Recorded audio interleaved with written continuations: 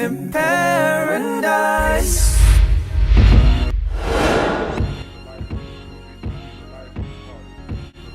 After 42 years as a licensed cosmetologist, Miss Shirleen Watkins then moved herself to focus on a clothing brand. She's an entrepreneur and a person who is sensitive to mental health awareness.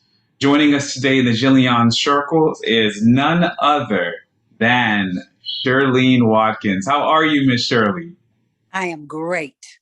How are you? I'm doing well. I'm doing well. I'm excited to talk to you. You said you're doing great. You sound great. Thank you. And I'm glad to hear it. What's keeping you busy today? Well, my daughter is flying out of the country, and I had to come to her house to pick up my grandson because I'm keeping him while he's out. My sister and I are keeping him while she's gone. Plus, I take care of my elderly mother who has dementia. I see. That is tough. That's tough. How old is your mother at this point? She'll be 95 in October. 95. You guys have excellent genes. That's what that sounds like to me. Yeah, we do have longevity in our family. Oh, so you guys are used to that. That's fantastic. Yeah, That's fantastic. yeah, it's a good thing because I have longevity on both sides, my mom and my father's side. Well, good stock, right? That's fantastic, and you've passed it on. Miss Shirleen is obviously the mother of rapper and entrepreneur Rasheeda. Obviously, have risen to her own level of fame as starring in a few episodes on Love and Hip Hop Atlanta. But one of the first things I wanted to talk to you about is obviously, all month long we celebrate mothers at Jenleeion, right? Okay. And that's something that it's dear to me because unfortunately I grew up without a mother. My mother passed when I was 5 months old. Oh, Yeah, and my dad, my dad really wasn't in the picture. So I ask you, as a mother, every child wants to feel like they belong to someone. Every child wants to know that someone believes in them. When did you know that Rasheeda had talent? When she was a little girl, when she was probably not even 2 years old. Really, that young? Yeah.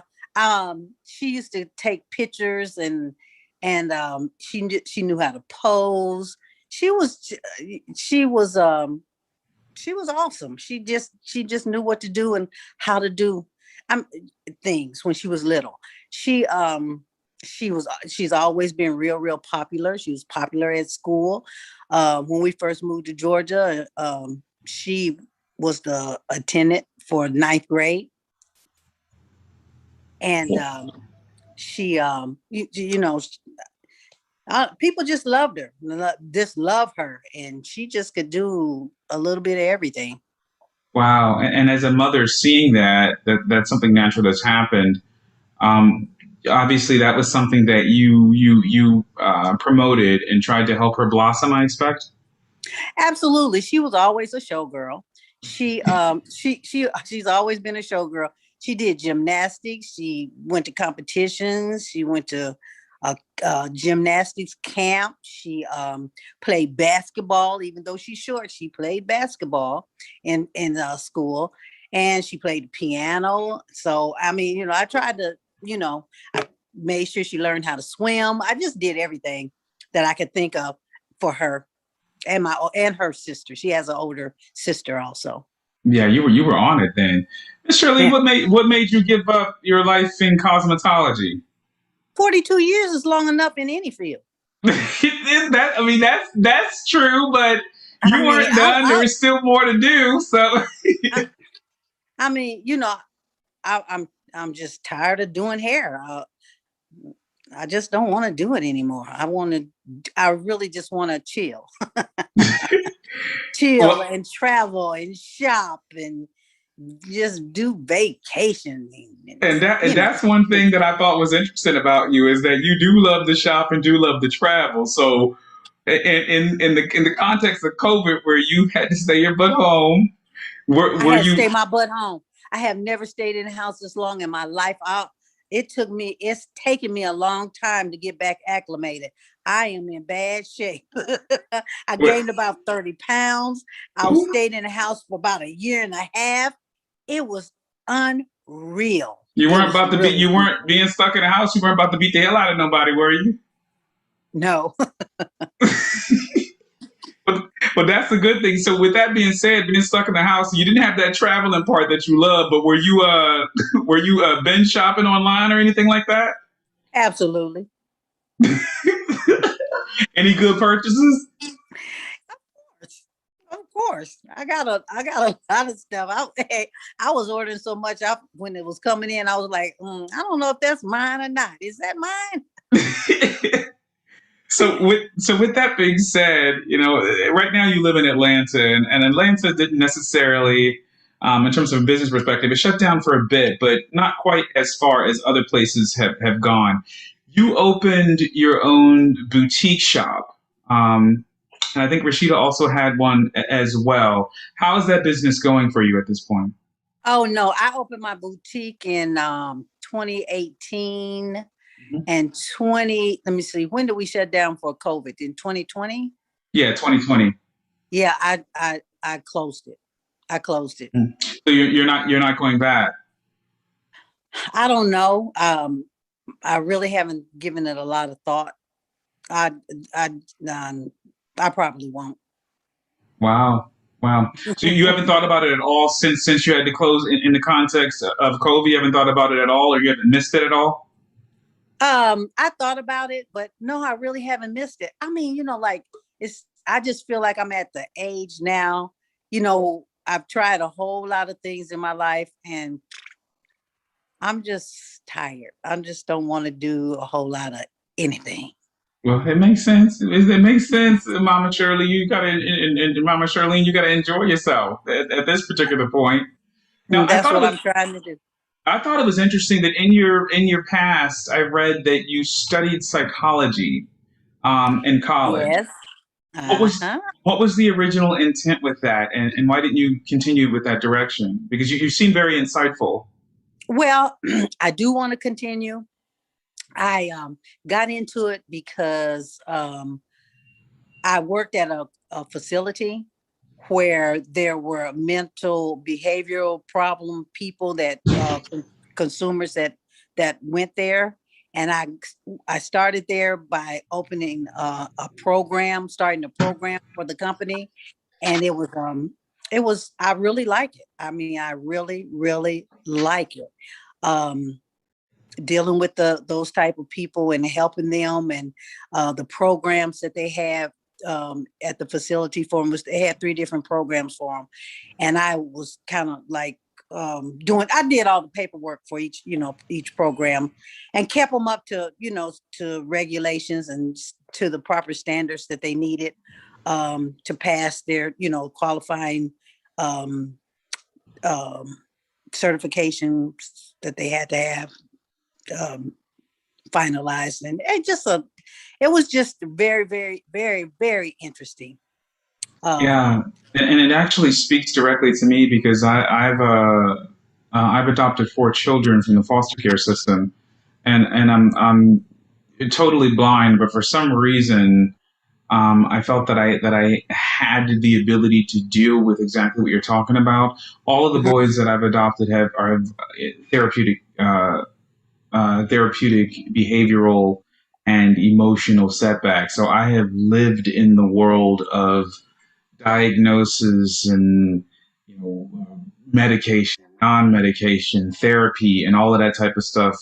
And it's typical. A lot of people in the foster care system that the kids end up with some of these problems. But you have experience with coordinating community-based mental health programs Yes, um, for companies and stuff. I mean, yes, I did. what birthed that passion in you to begin with? Well, I really like to do paperwork. I'm the type of person that like to sit down and do paperwork. And what was required, is just what I like doing. So, Mm. it was me making sure that all the I's were dotted and the T's were crossed, so that all the paperwork that was sent in would come back and be the correct thing that was needed for the company in order for them to pass a they had to pass a test. And Yeah. I had to make sure that everything was on point in order for them to be able to pass their exam when they came in and checked all the people's records and medical records, and everything. Because I work with with two different RN, a field RN, in-house RN, and with a psychiatrist. Yeah. And I had to make sure that all of their paperwork was correct, and just make sure everything was on point. And I like doing that, and that's what I did. As a matter of fact, when I first started out, I didn't know anything about it. A girl, I got hired at a community-based company. They had 200 consumers, Mm. and I started a program which was called a core program, and just got everything together for that program and for my manager, and we ran that program real well. That particular facility got closed down, and I went to another facility, and I started the core program for that particular company, and I brought in a lot of people. I brought in like a nurse and therapists and um, managers, people that would go out Yeah. and help the consumers, and got in there, and How, they how did. often were you able to get close enough to any of the patients in terms of seeing some of the services firsthand, outside of just organizing Oh no, we all were in the same building together, and it? Mm. I mean, like I was right there with all of them. They had a psychosocial rehabilitation program that ran from 9 till 2 every day. And then you had all your other consumers that came in, and I saw them all, and I dealt with all of them, and they all came in on a daily basis. And there were people that came in that had to see the doctor, and they had to see the nurse, and and I would see them. I would be around all of them. So I Wow. got a chance to see, exactly what was going on and how they interacted with the people, the psychiatrist and the doctor and the therapist and all that. I saw all of that.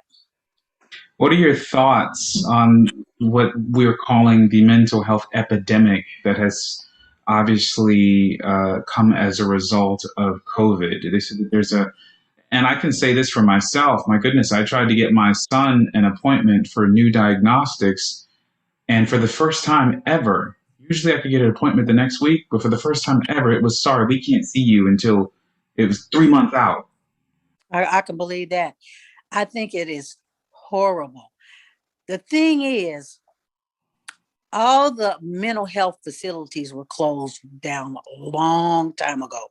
And so then people start opening these community-based programs, which is an excellent thing. And that's what I really had in mind. The reason why I wanted to get a degree in psychology.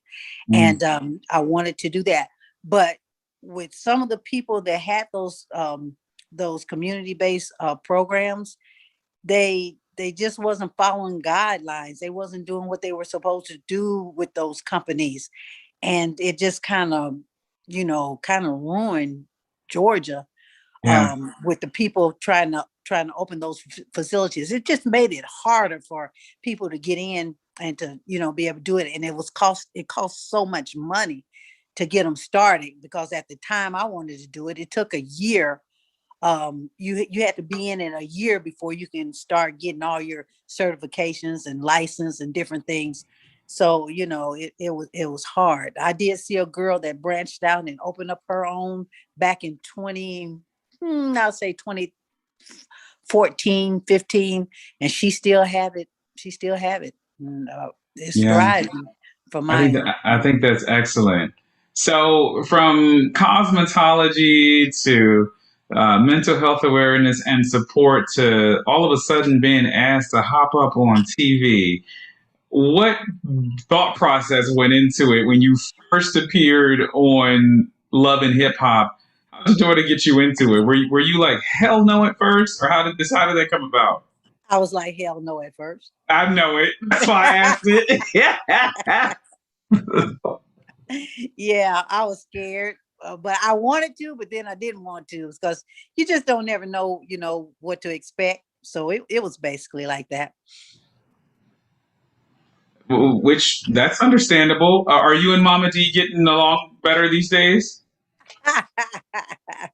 We've always got along. We have always got along. People always have a little spat at times. But yeah. Hmm. Which means you're time enough for people, yeah. Huh? Which means you're time enough for people.